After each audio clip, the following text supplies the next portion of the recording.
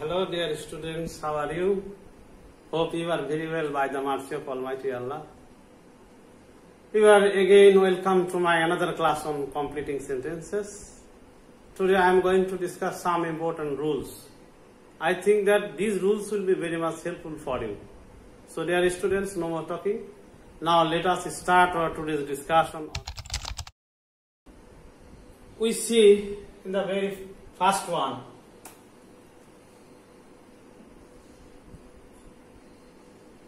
the very first sentence begins with the word when.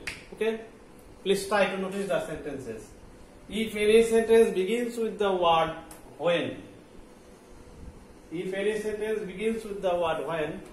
and if it becomes past indefinite tense, then the second sentence must be past indefinite tense. Okay?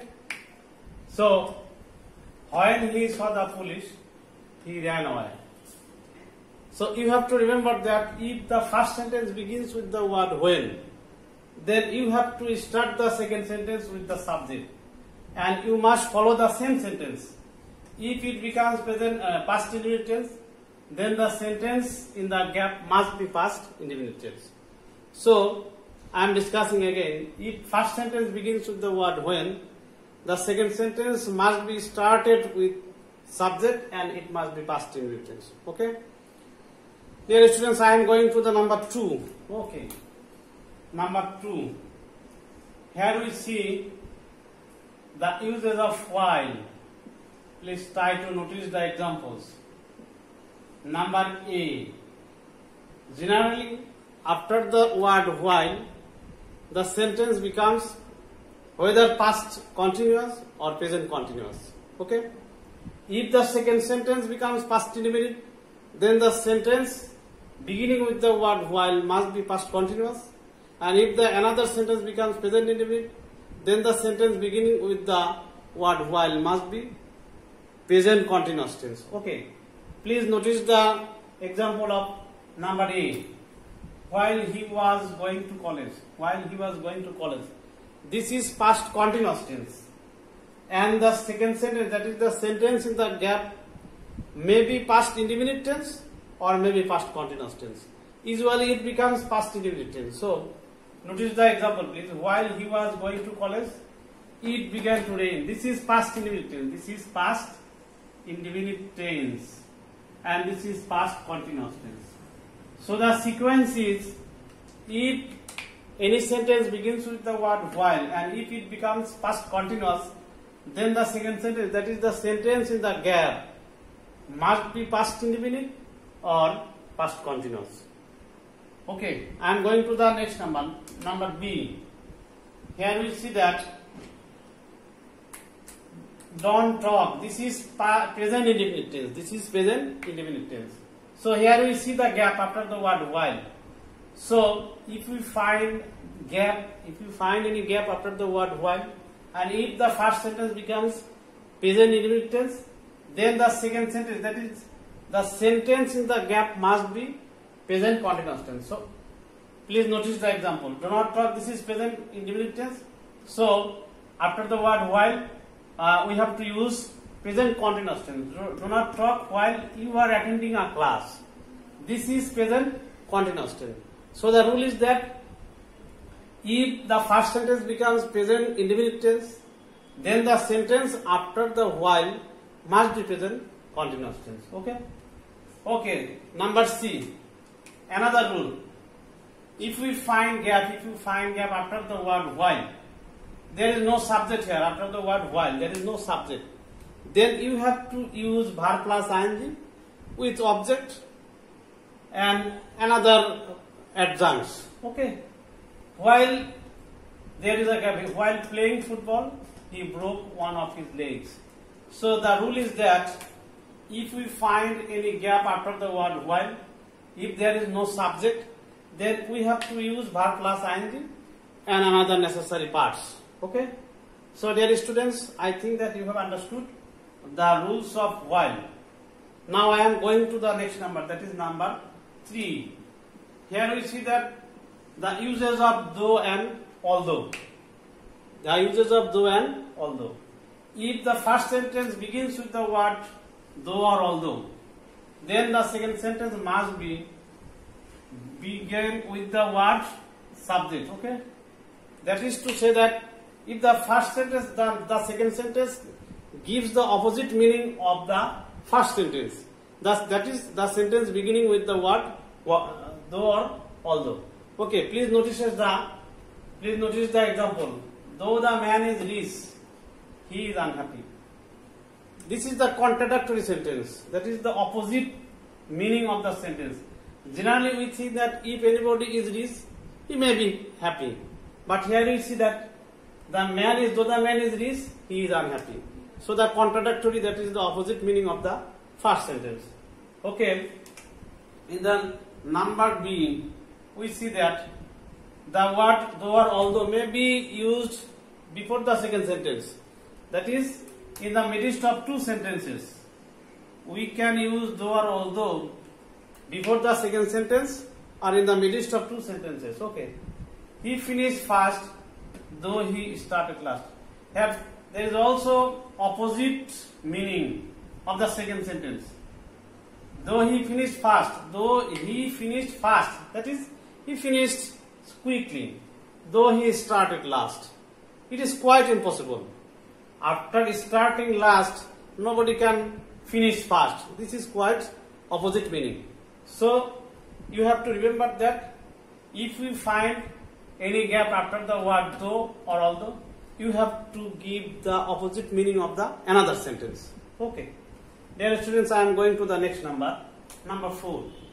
Here we see the sentence begins with the word since or as. If the first sentence begins with the word since or as, then the second sentence must be negative, or the second sentence must give negative sense. Okay. Since he is ill, there is a reason here. Since he is ill, he will not go to college. So, his not to going to college is the reason that he is ill. So, here we see that the first sentence, that is beginning with the word since or as, gives the reason of the another. This is the reason sentence, this is the cause sentence, and this is the result. Okay. You have to remember that if any sentence begins with the word since or as, then the second sentence will be the result of the first sentence. That is the sentence beginning with the word since or as. Okay. Yes, students, I am going to the next number 5. Here we see the function of so that and in order that. Okay. Generally, we know that after the word so that, if we find gap after the word so that or in order that, then we have to use subject, can, oblique, could, present form, and other parts of the sentence. So, you have to remember that if the first sentence becomes present indefinite tense, that is present tense. If the first sentence becomes present tense, then we have to use can or may after the subject of the second sentence, and the verb must be present form. But if the first sentence becomes past tense, that is past indefinite tense, then we have to use would or could or might. Then after the subject of the second sentence, and the verb must be present form. Okay. Please notice the example. He works hard. This is present indefinite tense. And so he works hard so that he can prosper in life. So here we see the uses of can, because this is the present indefinite tense. But in the number B, Kamal went to market. This is past indefinite tense. This is past indefinite tense. So here we have used could after the subject. So the rule is that if we find so that or in order that between two sentences, that is to say that if we find gap after the word so that or in order that, we have to use subject, can, oblique, could, present form, rest of the parts of the sentence. If the first sentence becomes present indefinite tense, we have to use can or may. If the first sentence becomes past indefinite, then we have to use could or might after the word so that or in word, and after the subject. Okay. Dear students, I am going to the next number. Number 6. Here we see that so dot dot that. Here we see the uses of so dot dot that. If we find any gap after the word so dot dot that, then we have to use subject, can, could, not present form, and rest of the parts of the sentence. Rest of the parts of the sentence. Okay. Like so that. If the first sentence becomes present indefinite tense, that is, if we find am, is, are in the first sentence, then we have to use can or may after the subject of the second sentence. But if we find the past indefinite tense, that is was, were in the first sentence, then we have to use could or might after the subject of the second sentence. It is as same as the usage of so that and so order that.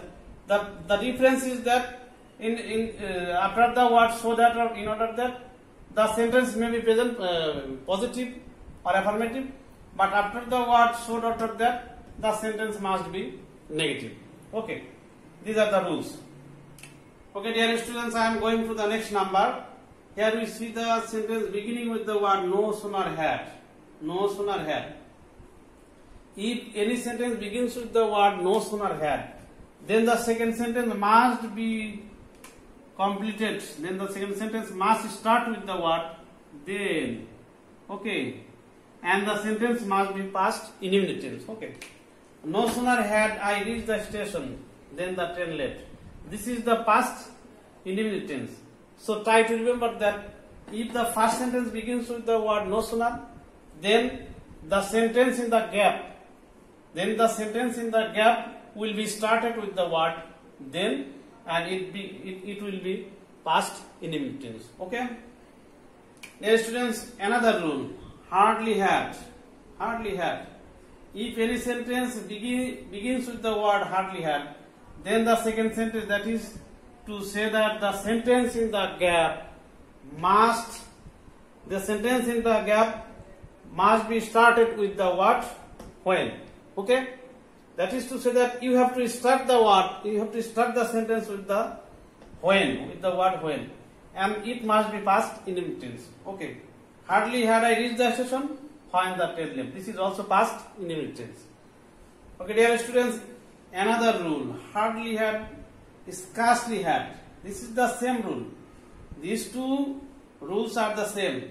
If any first sentence begins with the word scarcely had or hardly had, then the second sentence must be started. Then the second sentence will start with the word when or before. Okay. Here we see the example: scarcely had I reached the station when or before the train left, and this is past indefinite tense. Okay, dear students, I am going to the last number of our today's discussion. Here we see the sentence begins with the word as soon as. If any sentence begins with the word as soon as, and if it becomes present in past indefinite tense, then the second sentence must be past indefinite tense. Okay? Okay, notice the example. As soon as he saw me, he began to cry. This is past indefinite tense. This is also past indefinite tense. Okay?